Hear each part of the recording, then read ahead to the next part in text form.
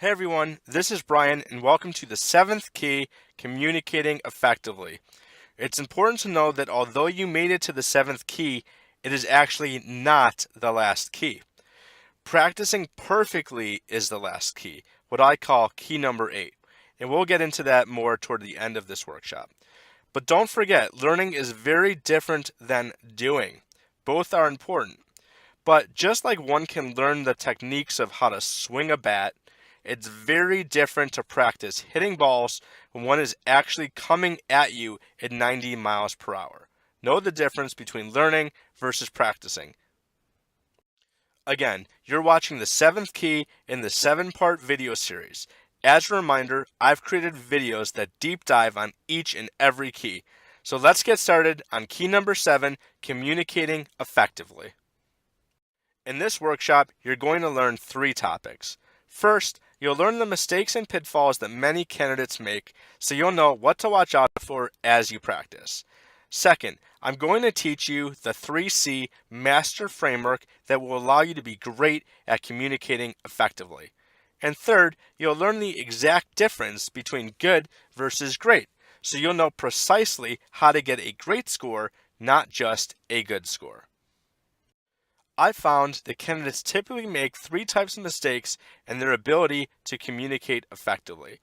The number 1 most common mistake is that they are not clear and they speak in too many generalities. The second most common mistake is that candidates are not concise and they're too wordy in their responses. And the third mistake is just not being confident, and this can show up in one's voice and body language. So the way to communicate effectively in your case interview is to always speak in 3 C's. Speak clearly, speak concisely, and speak with confidence. To speak clearly, you'll want to slow down and try to mirror the pace of the case interviewer. And make sure you pause, slow down, check for understanding when appropriate. To speak concisely, you can leverage structures to help get to the point quicker.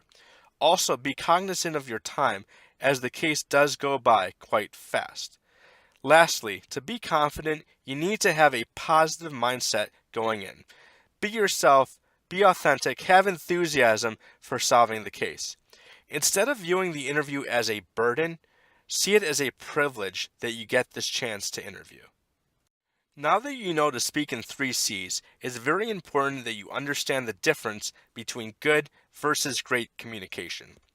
One of the best ways to do this is to actually hear and see examples of good versus great communication across several different cases.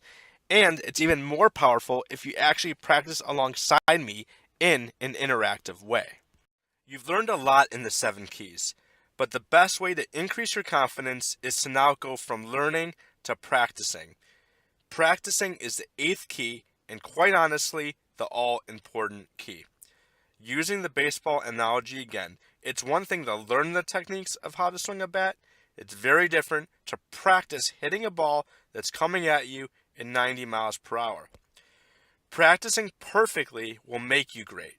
And that's exactly how I've designed my program, Practice Case Interviews with Me. You're going to get several cases where you'll actually practice the case alongside me. I'm going to give you the case prompts and questions, and you're going to respond just like you would in the real world. Then, we're going to pause after each key, and you're going to see and hear the exact answer. One showing good performance, and another showing great performance. I'm going to help you objectively score yourself just like a case interviewer would on each of the keys. So at the end of each case, you can see if you actually pass the interview in the real world and know exactly the areas you need to focus on to get the offer. I really look forward to seeing you in Practice Case Interview with Me, number 1, the dishwasher problem.